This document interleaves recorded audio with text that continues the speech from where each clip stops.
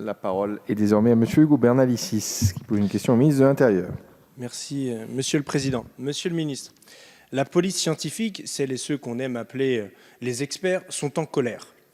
Le ministère de l'Intérieur, depuis longtemps, est dans une posture de mépris à l'égard de ses personnels. Mais je tiens ici à dénoncer une répression particulièrement forte depuis décembre dernier sur les policiers scientifiques exercés par les hiérarchies policières locales. En effet, alors que de très nombreux services voulaient exercer leur droit de grève, droit à valeur constitutionnelle, et dont les personnels de la police technique et scientifique ont le bénéfice, de très nombreuses hiérarchies locales ont exercé une pression particulièrement forte, parfois de manière illégale, sur des agents de police technique et scientifique. Les effectifs de police technique et scientifique ont des revendications légitimes et anciennes, afin de faire évoluer leur statut. Je tiens à souligner l'abnégation et le travail réalisé chaque jour par ces policiers qui méritent toute votre attention, Monsieur le Ministre. Il est important de rappeler que chaque minute, une intervention de PTS est réalisée. Qu'en 2016, 72 500 délinquants ont pu être identifiés grâce à 36 500 traces papillaires et 36 000 profils génétiques, ou qu'encore 1 million de fiches de signalisation ont été réalisées. Il n'est pas rare qu'en sécurité publique, les services soient composés de 3 ou 4 effectifs seulement. Outre leurs 40h30 hebdomadaires, ces effectifs assurent une astreinte de 21h à 6h du matin et sont rappelés en dehors des heures couvertes par l'astreinte. De nombreux exemples montrent que la durée légale de repos de 11 heures entre 2 prises de service n'est pas respectée. Ces problèmes d'effectifs et d'amplitude horaire de travail entraînent une usure morale et physique forte. Ces policiers, après plusieurs années d'exercice, passent des concours dans d'autres administrations ou demandent des détachements dans des postes administratifs, malgré la perte de salaire. Là encore, ces problématiques nuisent non seulement à leur santé, mais aussi à leur vie privée, avec des divorces, des prises de médicaments, des burn-out, etc. Alors, face à cette réalité, quelle est l'attitude du ministère de l'Intérieur ? Rappelez-vous, et vous devriez vous en rappeler, en 2015, 2 projets avaient été établis à l'issue de négociations avec l'intersyndicale de policiers scientifiques, le SNIPAT, le SNPPS et le SNAPATSI.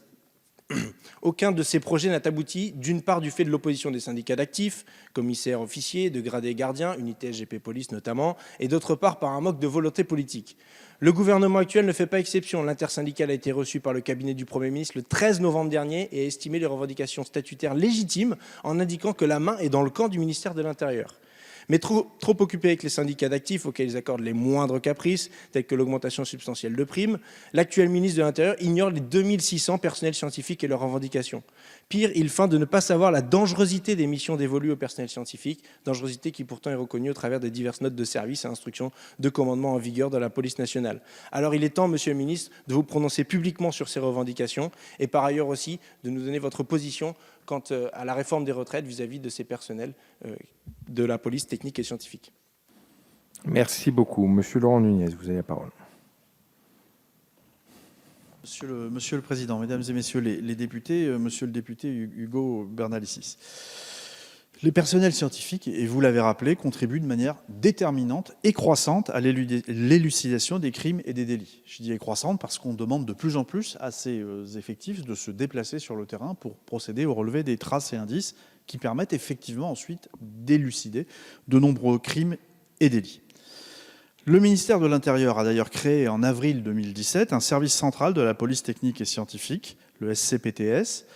Afin de poursuivre ce travail de rationalisation, un service à compétence nationale de police technique et scientifique sera créé en 2021. La situation des personnels scientifiques est donc un sujet important et leur engagement est unanimement reconnu. Je tiens à ce titre à souligner que des avancées ont été obtenues depuis 2015 pour les personnels de la police technique et scientifique.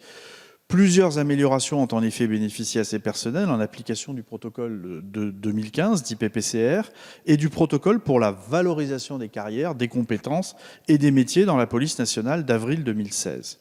Près d'1 million d'euros ont par ailleurs été budgétés pour payer en décembre les heures supplémentaires accomplies en 2019 par les agents spécialisés et techniciens de la PTS. En 2019, nous avons travaillé dans le cadre de discussions avec les organisations syndicales à rehausser la filière. C'est ainsi que l'ensemble des agents spécialisés de la police technique et scientifique de catégorie C devraient passer en catégorie B dans le corps des techniciens de la police technique et scientifique. Le corps des techniciens devrait lui-même être repyramidé par une réforme des voies d'avancement aux différents grades et une augmentation des volumes d'avancement.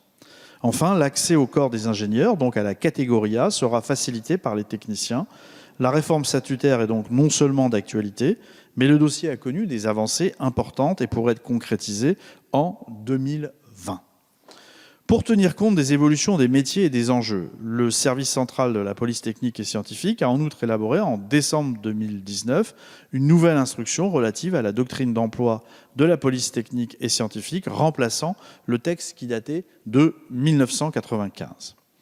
Et tous ces engagements résultent d'un engagement qu'avait pris Christophe Castaner en arrivant au ministère de l'Intérieur et qui avait d'ailleurs donné lieu à un courrier adressé aux organisations syndicales.